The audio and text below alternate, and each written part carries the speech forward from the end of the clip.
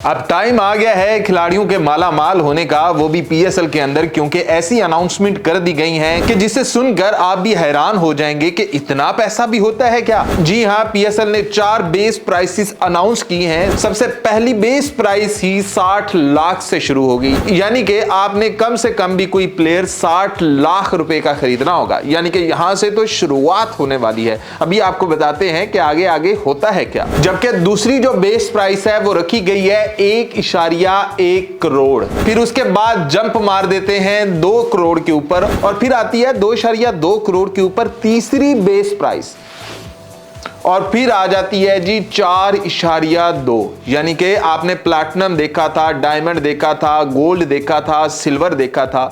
तो आप इसको इस अंदाज से देख लें कि सिल्वर के अंदर जो प्लेयर्स होंगे वो 60 लाख, और जो डायमंड में होंगे उनका होगा 2.2 करोड़, और जो प्लैटिनम में होंगे उनका होगा 4.2 करोड़।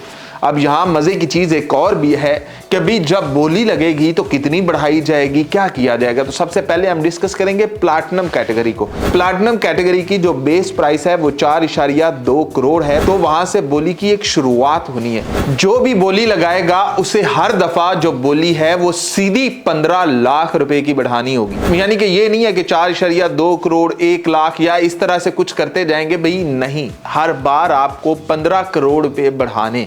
प्लैटिनम कैटेगरी के अंदर ये होगा। अगर आप डायमंड कैटेगरी के अंदर कोई प्लेयर चूज कर रहे हैं, यानी कि अभी तो कैटेगरी रही नहीं, आपको इजी समझाने के लिए बताया जा रहा है, यानी कि जब यहां पर प्लैटिनम कैटेगरी के अंदर बोली लगेगी तो 15 लाख हर बोली के ऊपर, यानी कि किसी ने कहा कि अभी मुझे बाबर आजम चाहिए, तो अगले बंदे ने कोई 1 लाख ऊपर नहीं बढ़ाना, पूरे 15 लाख ऊपर बढ़ाने। उसके बाद अगर डायमंड के अंदर आते हैं तो वहां पर आपको 10 लाख बढ़ाने, और इसी तरह अगर आप गोल्ड में आते हो तो आपको 5 लाख बढ़ाने हैं, और इसी तरह अगर आप सिल्वर में भी आ जाते हो तो आपको 2.5 लाख बढ़ाने हैं।